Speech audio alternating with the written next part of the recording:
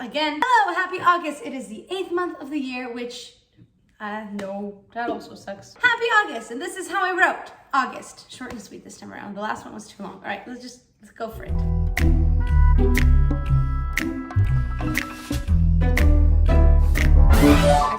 Story of this song goes back to last year in the winter when they had the second round of the big COVID lockdowns. I had nothing to do, so I was like, you know what, let me just do one of the Instagram story questions where we can ask people and they respond. And I was like, what if I saw someone else do this where they asked them for song ideas. And I was like, hey, any song ideas, whatever, write it down. And as I was going through them, someone said broken inside or something, which is funny because that's like not something I would ever write or anything like that. Like I've never felt that way. And it was a cleaning day. I was cleaning around, and in my head I got this melody like ended up writing some random lyrics to that based on that, you know, question sticker broken inside. But it then turned into what is now Stars/August. So here is the original version of this chorus. It no longer matters if you buy me roses, nothing will take back your life.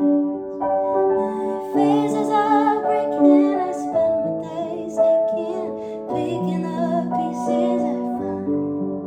But there's only so much you can do to try when you're broken inside. And there was that broken inside.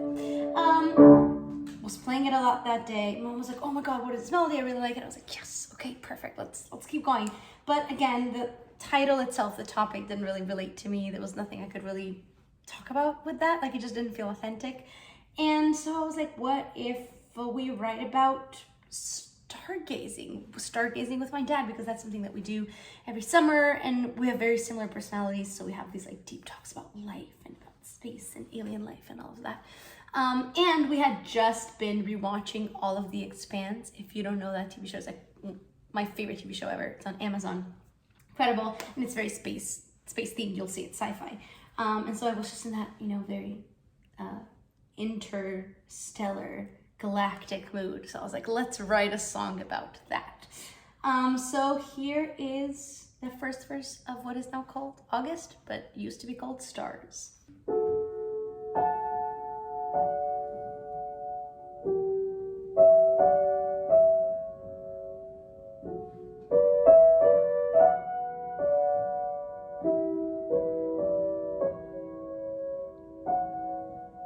Sit by the bonfire, velvet that drapes over the sky. Talk under the stars, wonder what life be like on Mars. So, it's pretty straightforward. There's not really anything deep in that verse. But we did have like this little, like, it's not a real bonfire, but like this fake bonfire fire pit thingy outside, and me and my dad would like sit around it and watch the stars. And I was like, this would be kind of cool to just, you know, set the scene in the first verse, and then sort of expand upon that theme. But I always like verses to describe a certain physical setting, to kind of, because all of my writing, I always get the inspiration from very visual things, whether that's a movie or real life experience. I like to describe the image or film that I'm seeing in my head to put the listener in that mood that I was in when I was writing. I don't know how successful that is, but I just like doing it. The classical sample in this one is obviously Clair de Lune. It's such an iconic piece of classical music, and it is that for a reason. You know, it sounds like space. And I initially thought I was going to use this in the intro for the April song, and then I remembered that I wanted to do this for August. I was like, no, it fits way better here. And so now I'm including some of the melodies from Clair de Lune throughout the production, and like in the responses and the verses. And I was writing the strings for this on my my computer production. I was like, what if we did a transition between the chorus and the verse and brought back some of that Clair de Lune melody? So basically in the pizzicato strings, it's that same Clair de Lune melody, but in a different rhythm. So it goes like this. And then you go into the second verse. But that's Clav de Lune, just in a different flavor, if you will. So let's go into the pre-chorus. Watch how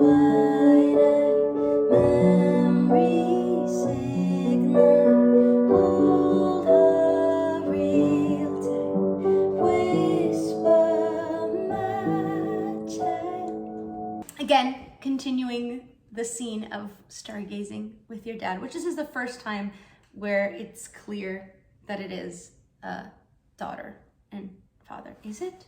That's not true. Yes, that is true. That is a father and a daughter, my child.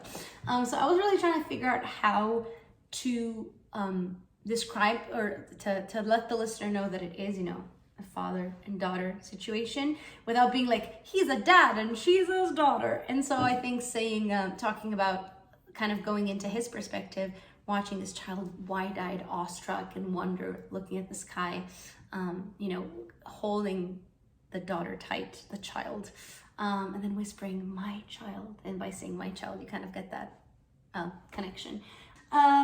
Chorus. Seasons will fly by and friends will make you cry. The world will change before your eyes. You'll toast with champagne and make many mistakes that will keep you awake late at night.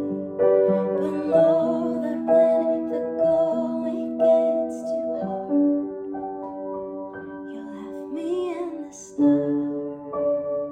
Something that I find so fascinating about stargazing in general is that it presents you with two very juxtaposed, like opposing emotions. On one hand, you see these beautiful twinkling stars and it suddenly hits you how magical our entire existence on Earth is, and it makes you appreciate every little detail of your life, and it sort of puts this beautiful bow on what we get to live through. But at the same time, it also feels, almost makes you feel beautifully unimportant. Like there's this entire existence out there beyond us that we haven't even began exploring. And it's all there, and it's vast, and it's mystical and mysterious. And so I think those are two very contrasting things, because on one hand, it makes you appreciate the tiny little details of your life, while also making you feel in a comforting way that it really, none of it matters in the grand scheme of the universe.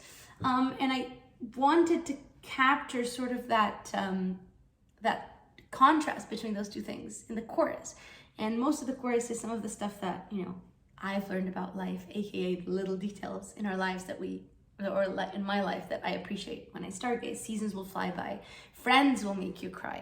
I liked saying that because, you know, friends are not someone that you expect to be hurt by, but it's a fact, and no one tells you that when you're young, but it happens. Friends will make you cry. The world will change before your eyes. Even if you just look back in the past 2 or 3 years, the world has changed so much, especially for us younger people. We're not used to these cataclysmic events happening in our lives. You'll toast the champagne and make many mistakes that will keep you awake late at night. You know, there will be all these incredible highs and achievements, but also these very unexpected lows and sad moments, but it's all part of life. And then you finish with, but know that when the going gets too hard, you'll have me and the stars, aka you'll have your parents, your dad, but also this feeling of the stars, of remembering your parents through that, but also of this feeling that at the end of the day, these things don't necessarily matter because there's so much more out there. All right, verse 2. Far, light years away, the someone gaze at the Milky Way. Dream under the stars, nestled into her father's arms. In the second verse, I wanted to hone in more on the whole spacey vibe, you know, bring in some of that Clair de Lune influence, inspiration, and sort of do like a galactic zoom out into a completely different solar system, planet, whatever, and say, is there someone else out there who is feeling exactly the same thing? And I think it brings back to this wonder and mystery of stargazing, but then brings it back to a very human emotion, you know, or is there another species, another life form out there that might be also looking at the stars and feeling this sense of wonder, but also unimportance. Who knows, but that's what the second verse talks about. Bridge. Even if we're miles apart, when you look up at the stars, you're back in my arms, oh my dear. And if you raise your children right, they will see you in the sky. Hold their grown real tight, say my child. So one time when me and my dad were stargazing, I got to thinking how every person on the planet at the end of the day looks up at the same sky, and it was a very heartwarming thought because my grandparents still live in Slovenia, and I was like, oh well, maybe that's like a little connection that we have, is when we look up at the stars, we see the same stars and it reminds us of each other. And so I was like, wouldn't that be great to include that concept in the bridge, because all of us have people that we love and cherish and hold very close to our hearts, but that we're not necessarily physically close with, you know, not living in the same place. And to create this idea of connecting through gazing through at the night sky, I thought that was really, really beautiful. Yeah, I don't know if that makes any sense. I've been kind of all over the place today, but I wanted to do this song for August because we've done a bunch of really more upbeat, happy songs. This is really the first ballad since January, and August I think is always that month where we all start to realize that summer is slowly fading away. And there's all of the highs from the previous hot summer months sort of die down a little, and you start to reflect on these 3 months of pure joy that you've just lived through. And it feels like a more subdued, nostalgic month. So I thought that this song, using the star song for the August song, would be kind of appropriate. But that's that on that. I'll see you in September. Are we going a little country in that song? I don't know. Okay, bye. See you then.